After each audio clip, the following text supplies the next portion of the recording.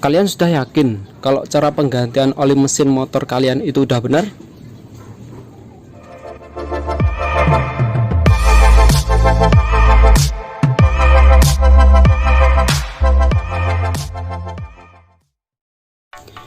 Halo teman-teman, assalamualaikum warahmatullahi wabarakatuh. Kali ini saya akan menjelaskan tentang bagaimana cara penggantian oli mesin, oli sepeda motor secara periodik dengan benar ya. Yang pertama kita siapkan alat-alat. Ini sebetulnya saya sudah mengganti oli motor saya tadi, tapi karena belum tak review alat-alatnya apa saja ya. Sebenarnya penggantian oli sendiri itu gampang banget teman-teman.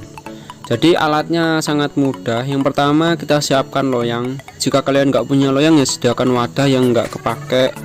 Kalau aku ini pakai bekas botol Sprite yang besar, aku potong. Nah, jadi kan nggak kepake, buat wadah oli nggak apa-apa. Terus kemudian pastinya harus ada olinya teman-teman. Jadi kalau ganti oli ya pasti harus ada olinya. Nah ini aku pakai motor 5100 buat motor CB. Lalu ada tang kombinasi buat buka tutup olinya. Terus kemudian ada kunci sok. Nah kebetulan ini aku punyanya kunci sok itu setangnya jenis ratchet itu yang ketika kita putar itu krek lain ya. Nah jadi sebetulnya kalau kita membuka dan memasang oli itu nggak boleh pakai ratchet guys, karena merusak komponen dalam ratchetnya. Tapi karena aku punyanya ini wes nggak masalah, ini kan harganya juga murah. Terus ya aku punyanya ini ya terpaksa pakai ini. Kemudian yang tidak kalah penting yaitu adalah majun atau kain. Nah majun ini berfungsi sebagai pembersih saat kita membersihkan oli bekas-bekas yang menempel di alat maupun di mesin nanti. Oke langsung aja kita ke proses penggantiannya ya teman-teman. Ini sebenarnya saya baru pulang kerja ya, jadi kondisi mesinnya itu masih panas. Nah ini cocok banget kalau kita melakukan penggantian oli mesin. Jadi sebenarnya prosedur dalam penggantian oli mesin itu adalah dalam kondisi mesin keadaan panas atau keadaan suhu kerja mesin teman-teman. Karena apa teman-teman?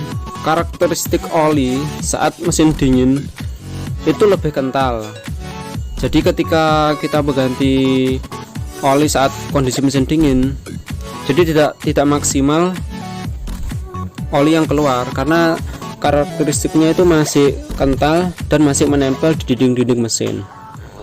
Dan sedangkan saat mesin kondisi panas, kondisi oli itu agak enceran. Jadi ketika kita mengeluarkan oli itu bisa maksimal yang keluar. Tapi juga harus diperhatikan teman-teman, karena kita mengganti oli mesin dalam kondisi mesin panas, kita harus berhati-hati dengan suhu mesin yang panas tersebut. Oh iya, jangan lupa teman-teman ya, penutup olinya yang ada di atas atau sebelah kanan itu biasanya itu juga harus dilepas teman-teman. Jadi sirkulasi udara atau pengeluaran oli itu bisa lancar. Jadi oli keluar, udara tetap bisa masuk dari atas, jadi oli bisa lancar keluarnya. Nah jadi seperti ini teman-teman ya. Lalu ada lagi yang teman-teman harus perhatikan ya. Jadi posisi saat kita mengendorkan atau melepas baut pembuangan itu juga sangat penting teman-teman. Jadi contohnya motor CB ini ya, itu aku pernah lihat di YouTube ya, orang melakukan penggantian oli itu dari sisi sebelah kanan dalam penyopotan baut tap olinya. Nah itu kurang benar teman-teman, karena dari bagian kanan itu kan ada sisi atau ada knalpot. Jadi ketika kita melepas baut, jika mesin panas resikonya kena knalpot, dan juga posisi kunci saat melepas itu tidak nyaman teman-teman. Nah sedangkan kalau dari sebelah kiri itu enggak ada halangan, kemudian ya enggak resiko kena suhu panas dari knalpot. Nah, kemudian lebih mudah juga saat kita melepas baut pembuangan teman-teman. Jadi hal-hal sepele itu juga perlu diperhatikan teman-teman, apalagi kalau kalian atau kita yang sudah terbiasa dengan dunia otomotif ya, jadi dunia perbengkelan ya. Hal-hal sepele itu kadang-kadang sangat berpengaruh dalam kecepatan atau ketepatan saat kita kerja teman-teman. Ini perlu kebiasaan dan juga perlu pengetahuan teman-teman. Oke, oli bekas sudah kita keluarkan, baut tap oli sudah kita kencangkan dan kita bersihkan sisi-sisi baut tap oli. Nah, kita lakukan pengisian oli guys. Ini aku mau menunjukkan satu lagi teman-teman ya. Dari setiap produk oli pasti botolnya itu didesain memiliki anti bluk. Jadi ini teman-teman ya, kalian bisa perhatikan sendiri teman-teman ya, pasti ya hampir semua produk oli botolnya itu ada bagian yang menjorok ke dalam. Nah, fungsinya itu ternyata sebagai anti bluk teman-teman. Jadi untuk kalian yang sudah sering melakukan penggantian oli sendiri, pasti pernah mengalami saat kita menuangkan oli ke mesin bunyi bluk bluk bluk. Nah gitu guys, ternyata komponen atau bentuk dari botol oli sendiri yang sepele itu sangat berfungsi banget teman-teman. Contohnya ya seperti ini ya. Jadi sisi anti bluknya dari botol itu menghadapnya ke bawah teman-teman. Jadi saat kita mengisi, insya Allah tidak akan terjadi bluk bluk bluk lagi. Jadi oli bisa lancar masuk ke dalam mesin. Jadi ternyata sangat berfungsi banget bentuk dari botol oli yang seperti itu teman-teman. Jadi terjawab sudah hal sepele yang ternyata banyak kita lakukan. Bagi kalian yang sudah sering di dunia otomotif, ternyata hal-hal sepele yang seperti itu ada fungsinya masing-masing teman-teman. Jadi sangat berguna banget.